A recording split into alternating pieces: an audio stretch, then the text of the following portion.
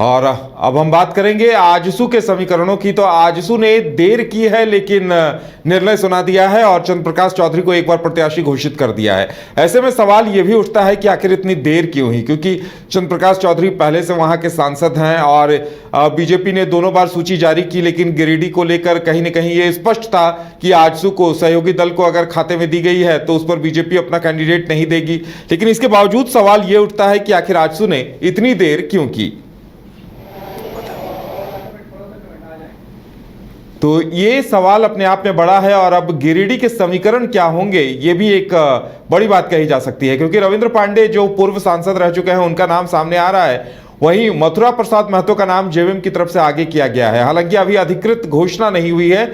और वहीं जयराम महतो जो युवा नेता, छात्र नेता के तौर पर उभर कर सामने आए हैं, उनके भी चुनाव लड़ने की अटकलें लगाई जा रही हैं। उन्होंने कहा है कि वो गिरिडीह से चुनाव मैदान में होंगे। तो ऐसे में बड़ा सवाल ये उठता है कि इस बार क्या गिरिडीह में वाकई में काफी रोमांचक मुकाबला देखने को मिलेगा, ये बड़ा सवाल है। हम आपको बता दें कि चंद्र प्रकाश चौधरी ने पिछली बार एक बड़ी जीत दर्ज की थी और लगभग 2.5 लाख वोटों से जेवीएम के जगन्नाथ महतो को चुनाव में हराया था। और ज्यादा जानकारी के लिए हमारे साथ हमारे संवाददाता मदन जुड़े हुए हैं, सीधे चलेंगे उनके पास। मदन, सबसे बड़ा सवाल यह उठता है कि गिरिडीह सीट को लेकर आजसू ने इतनी देर क्यों की, क्योंकि बीजेपी ने तो काफी पहले, लगभग 2 हफ्ते पहले अपने कई प्रत्याशियों के नामों का ऐलान कर दिया था। 3 सीटों पर मामला अटका था, वो भी ऐलान कर दिया। आखिर क्या कोई ऊहापोह चल रही थी क्या? देखिए, ज़रूर अंदर खाने कोई चर्चा ज़रूर चल रही थी। आखिर जो राजनीतिक हालात बदले हैं, जो परिस्थितियां बदली है और एक नया एक चेहरा जो सामने आया है, जो कि जयराम महतो के नाम पर जो एक युवक गिरिडीह से चुनाव लड़ने की बात कर रहा है, ऐसे में फिर से चुनाव के बीच उसी उम्मीदवार को उतारने को लेकर के घंटों जो है आज भी मंथन हुई है आजसू में। दरअसल चंद्र प्रकाश चौधरी को फिर से आजसू ने अपना उम्मीदवार बनाया है गिरिडीह लोकसभा सीट के लिए।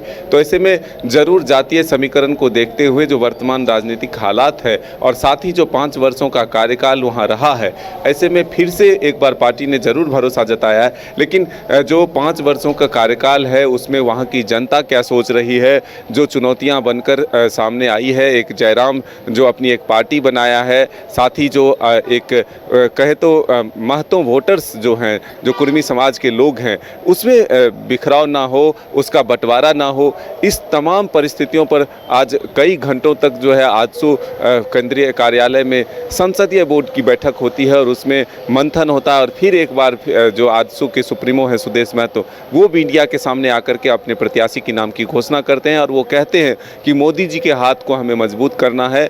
झारखंड में 14 सीटों पर जीत कैसे हासिल हो, 400 जो सीट जीतने का लक्ष्य है प्रधानमंत्री नरेंद्र मोदी का, बीजेपी का, उसमें हम सभी सहयोगी बने। ये तमाम परिस्थितियां जो है उन्होंने आज मीडिया के सामने रखी और कहा कि हम लोग मिलजुल कर आगे बढ़ेंगे और फिर से एक बार एनडीए मजबूती के साथ झारखंड में चुनाव लड़ेगी।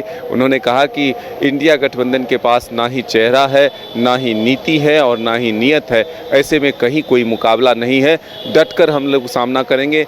गिरिडीह में जो विकास हुआ है उस विकास कार्य को देखते हुए वहाँ की जनता फिर से एक बार चंद्र प्रकाश चौधरी को अपना बहुमत देंगे और उसके बाद वो जीत कर मोदी जी के हाथ को मजबूत करेंगे। झारखंड के परिप्रेक्ष्य में जो भी सवाल हैं उसको राष्ट्रीय स्तर पर पहुंचाने का काम हमारे प्रतिनिधि के तौर पर आजसू के जो नेता हैं चंद्र प्रकाश चौधरी, वो संसद तक करेंगे, राष्ट्रीय फलक तक करेंगे। तो ऐसे में ये कह सकते हैं कि झारखंड में एक जो सीट बाकी था एनडीए की तरफ से, उसको लेकर के भी अब उम्मीदवार के नाम की घोषणा हो गई है। तो 14 सीटों के उम्मीदवारों की नाम जो है अब एनडीए की तरफ से कर दी गई है। तमाम जो परिस्थितियां हैं, राजनीतिक हालात हैं, उसको देखते हुए अब पूरी ताकत के साथ एनडीए जो है चुनाव प्रचार में जुट जाएगी। की जाए तो सबसे बड़ी बात यह है कि मथुरा महतो अगर चुनाव मैदान में उतरते हैं तो जयराम महतो ने भी ऐलान कर दिया है तो 3 महतो कैंडिडेट हो जाएंगे। और ऐसे में रविंद्र पांडे भी कहीं न कहीं ताल ठोक रहे हैं, क्या उन्हें टिकट नहीं मिलता है तो वो निर्दलीय भी चुनाव मैदान में उतर सकते हैं। तो ऐसे में काफ़ी रोमांचक मुकाबला देखने को मिलेगा गिरिडीह में।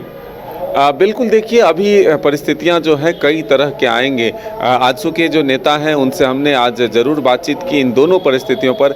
एक तो पहला कि जयराम फैक्टर कितना कारगर साबित होता है या फिर आजसू के विजय रथ को क्या रोकने में कोई एक फैक्टर बनता है। जयराम महतो।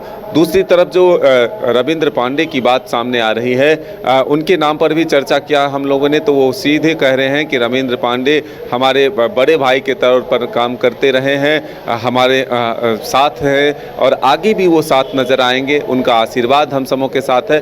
भले ही राजनीति में ज़रूर कुछ बातों का मतांतर होता है और उससे लोग नाराज़ होते हैं, लेकिन फिर उन्हें मिल बैठकर मनाने की कोशिश होती है और फिर साथ मिलकर हम लोग आगे बढ़ेंगे, ये उम्मीद है और पॉजिटिव सोच के साथ ही हम आगे बढ़ रहे हैं। ऐसे में अब परिस्थितियां क्या उत्पन्न होती है, ये भी बातें सामने आ रही थी कि रविंद्र पांडे कांग्रेस के नेताओं के संपर्क में हैं, उन कांग्रेस के नेताओं से मुलाकात भी हो रही है। क्या मथुरा महतो को गिरिडीह से उम्मीदवार बनाया जाता है या फिर रविंद्र पांडे को कांग्रेस का दामन थामने के बाद एक तरह से कहें तो कांग्रेस के उम्मीदवार के तौर पर भी मैदान में उतारा जाता है, ये आने वाला वक्त बताएगा।